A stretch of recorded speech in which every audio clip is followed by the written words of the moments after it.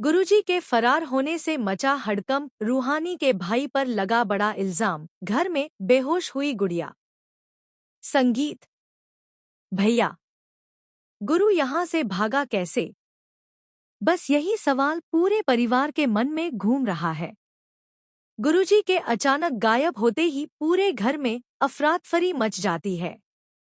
कोई समझ नहीं पाता कि आखिर इतनी कड़ी निगरानी के बावजूद गुरुजी घर से बाहर कैसे निकल गए।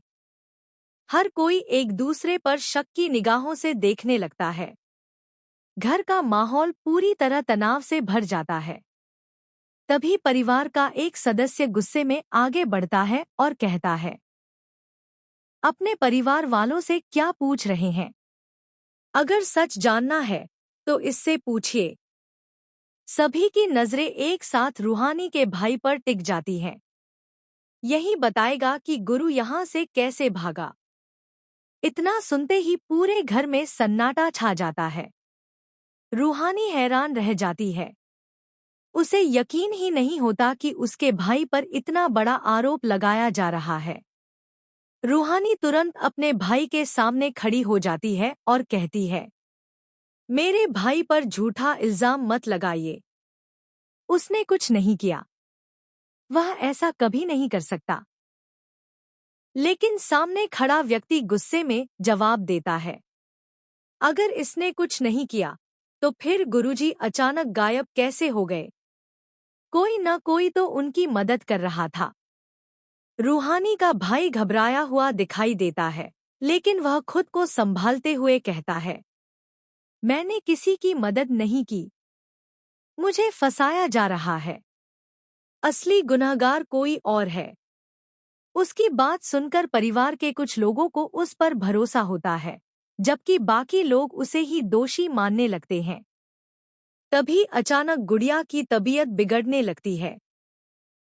वह घबराकर कुछ कदम पीछे हटती है और अचानक बेहोश होकर जमीन पर गिर पड़ती है। अरे गुड़िया! सभी लोग उसकी ओर दौड़ पड़ते हैं। जल्दी पानी लाओ। कोई पानी लेकर आओ। एक सदस्य तुरंत पानी लेकर आता है। गुड़िया के चेहरे पर पानी के छींटे मारे जाते हैं। गुड़िया, आंखें खोलो। हमारी आवाज सुनो। आंखें खोलो। लेकिन गुड़िया कोई प्रतिक्रिया नहीं देती। रूहानी की आंखों में आंसू आ जाते हैं। वह घबराकर कहती है, डॉक्टर को तुरंत बुलाइए। देर मत कीजिए। घर का एक सदस्य तुरंत डॉक्टर को फोन करता है, जबकि बाकी लोग गुड़िया को संभालने की कोशिश करते हैं। उधर रूहानी का भाई बार बार यही कहता रहता है, मुझ पर भरोसा कीजिए। मैंने कुछ नहीं किया। अगर मैं दोषी होता तो मैं यहीं क्यों खड़ा रहता? असली सच अभी सामने आना बाकी है। तभी परिवार का सबसे बड़ा सदस्य सबको शांत करते हुए कहता है, लड़ने से कुछ नहीं होगा। पहले यह पता लगाना होगा कि गुरुजी बाहर निकले कैसे। उसी समय किसी को याद आता है कि घर में हर जगह सीसीटीवी कैमरे लगे हुए हैं। सभी लोग तुरंत कैमरे की रिकॉर्डिंग देखने के लिए कंट्रोल रूम की ओर जाते हैं। रिकॉर्डिंग चलाई जाती है।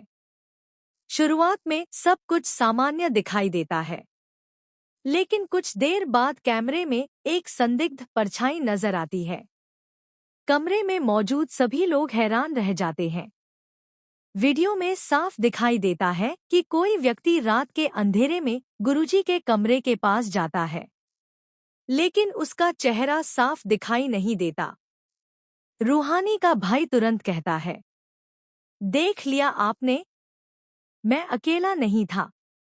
कोई और भी वहां मौजूद था।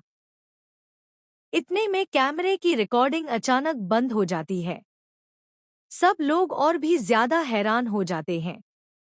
रिकॉर्डिंग यहीं बंद कैसे हो गई? तभी परिवार का एक सदस्य कहता है, इसका मतलब साफ है। किसी ने जानबूझकर कैमरा बंद किया था ताकि असली गुनहगार पकड़ा न जाए। अब पूरा मामला और भी रहस्यमय हो जाता है। उधर डॉक्टर आकर गुड़िया का इलाज शुरू कर देता है।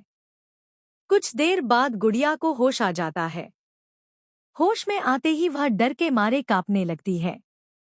सभी उससे पूछते हैं, गुड़िया, क्या हुआ था? तुमने क्या देखा? गुड़िया कांपती हुई आवाज में कहती है, मैंने उस आदमी को देखा था। वही गुरुजी को अपने साथ लेकर गया था, लेकिन उसका चेहरा अंधेरे में साफ नहीं दिखा। गुड़िया की यह बात सुनते ही सभी लोग एक दूसरे का चेहरा देखने लगते हैं। अब साफ हो चुका है कि इस पूरे मामले के पीछे कोई बहुत बड़ी साजिश छिपी हुई है। आखिर वह रहस्यमय व्यक्ति कौन है? क्या रूहानी का भाई सचमुच बेगुनाह है? क्या गुरुजी अपनी मर्जी से गए हैं या फिर उनका अपहरण किया गया है? और क्या आने वाले एपिसोड में इस पूरे रहस्य से पर्दा उठ पाएगा? इन सभी सवालों के जवाब आपको शो के अगले धमाकेदार एपिसोड में देखने को मिलेंगे। इसलिए इस ट्विस्ट को बिल्कुल भी मिस मत कीजिए।